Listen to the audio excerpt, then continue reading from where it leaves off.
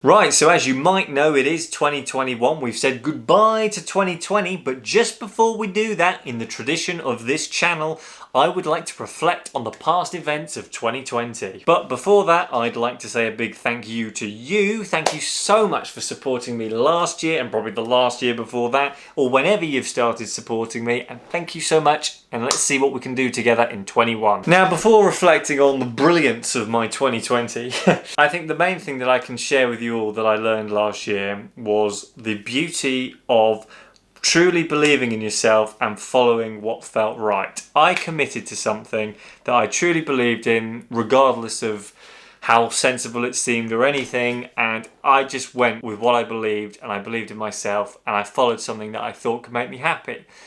Didn't go well, as many of you know, it didn't go well, but the outcome, whilst it was sad and somewhat painful, it's a happy outcome because no regrets, life lessons, and I followed something that I always wanted to follow. I feel really peaceful about that whole thing.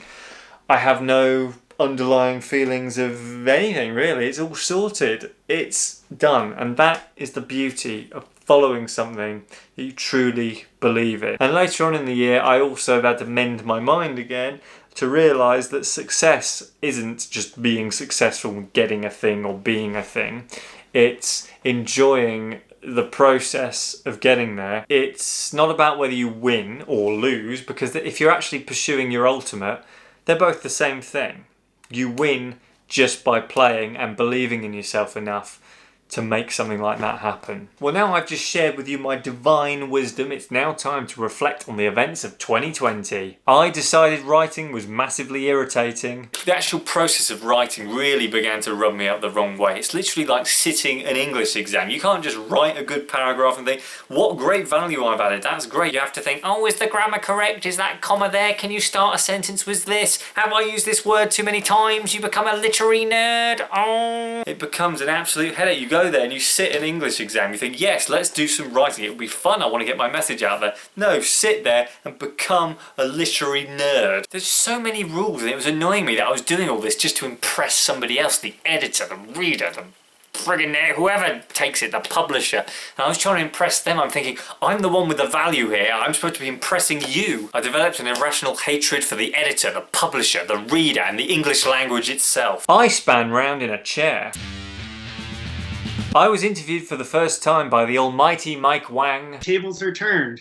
I've got to just say again, thank you so much for giving me probably my first and probably last interview of my career, so thank you. I sent a text message. Right, it's all ready to go, pressing send now. Sent, 1 tick, we need 2 ticks for WhatsApp, and then it's ready to go. I waited for a text message. I will write to her again on the 23rd of Feb, which is a Sunday, which is a month from my last text. I received a text message. I had a buzz in my pocket, and that means a text, and guess who it's from? Yes, it's from her. I finally got a reply.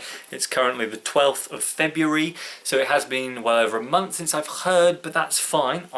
She's had things going on, so I got older. Today's actually my birthday. I'm filming on my birthday, so that is interesting. Happy birthday to me, and when you leave that in the comments, you are too late, but thank you. Belated birthday much. I'll take it. It's fine. I'll have it. I had confirmation that I do, in fact, have impeccable dress sense, fashion sense, and taste in clothes. Leather jacket. I love it. What do you think about that? Oh, An wow. orange shirt. Then it's bold. I mean, if you can wear that, you're good. You're like fashionista, as we could say. But like, really. Yeah. Wow.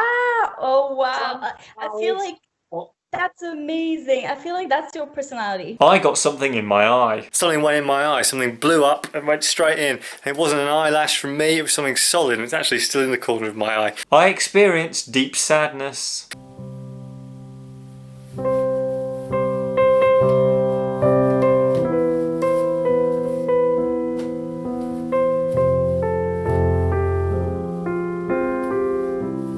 I got locked in a Citroen. Right, so I'm currently sitting in a Citroen C2. There it is, Citroen. And there's a slight issue. I can't actually get out. Our central locking has developed quite a strange problem that the doors simply do not open. That's both doors, nothing happened. A ring light fell on my head. No!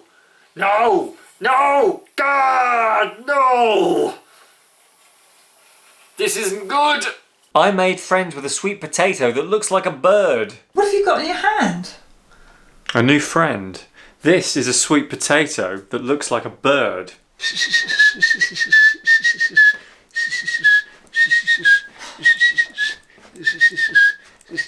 I mended my mind. So there you go, everybody. That's how I mended my mind.